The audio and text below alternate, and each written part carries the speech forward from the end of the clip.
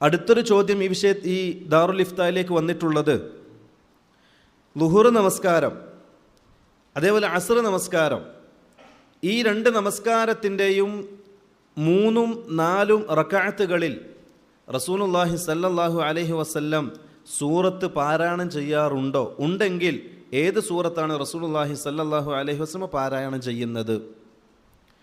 ഈ വിഷയം നമ്മൾ മനസ്സിലാക്കേണ്ടത് അബൂ ഖതാദത്ത് അൽ അൻസാരി റളിയല്ലാഹു അൻഹു ഉദ്ധരിക്കുന്ന ഒരു ഹദീസാണ്. അദ്ദേഹം പറയുന്നത്, റസൂലുള്ളാഹി സല്ലല്ലാഹു അലൈഹി വസല്ലം ളുഹറിൻ്റെയും അസ്റിൻ്റെയും 2ഉം 3ഉം റക്അത്തുകളിൽ ഉമ്മുൽ കിതാബ്, അതായത് സൂറത്തുൽ ഫാത്തിഹ മാത്രമേ ഓതാറുണ്ടായിരുന്നുള്ളൂ. കൽ ഇജ്മാ, ഈ വിഷയത്തിൽ ഇജ്മാ വരെ രേഖപ്പെടുത്തിയിട്ടുണ്ട്. ളുഹറിലും അസ്റിലും അതേപോലെ മഗ്രിബിൻ്റെ 3ാമത്തെ റക്അത്തിലും ഇശാൻ്റെ 3ഉം 4ഉം റക്അത്തുകളിലും റസൂലുള്ളാഹി സല്ലല്ലാഹു അലൈഹി വസല്ലം സൂറത്തുൽ ഫാത്തിഹ മാത്രമേ ഓതിയിട്ടുണ്ടായിരുന്നുള്ളൂ എന്ന വിഷയത്തിൽ ഇജ്മാ വരെ പണ്ഡിതന്മാർ രേഖപ്പെടുത്തിയിട്ടുണ്ട്. അതുകൊണ്ട് തന്നെ പ്രത്യേകമായി ആ സമയത്ത് സൂറത്ത് ഓതാനില്ല എന്നുള്ളതാണ് വാസ്തവം.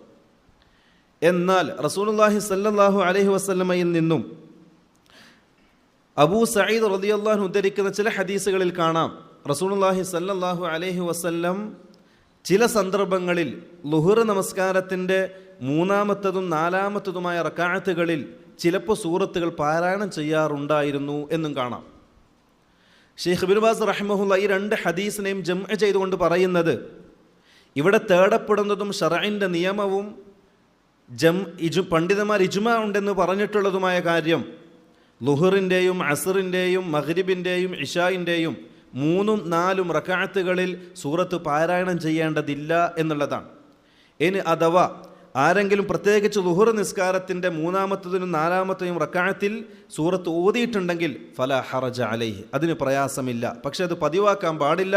പതിവാക്കിയാൽ ഖിലാഫുസ് സുന്ന, അത് സുന്നത്തിന് എതിരാണ്. കാരണം റസൂലുള്ളാഹി സല്ലല്ലാഹു അലൈഹി വസല്ലം അഹ്യാനൻ, ചിലപ്പോൾ മാത്രമേ അങ്ങനെ പാരായണം ചെയ്തിട്ടുണ്ടായിരുന്നുള്ളൂ എന്നാണ് ഹദീസിന് വ്യക്തമാകുന്നത്. ഈ വിഷയത്തിൽ ഈ രൂപത്തിലാണ് പണ്ഡിതന്മാർ ഫത്വകൾ നൽകിയായി കാണാൻ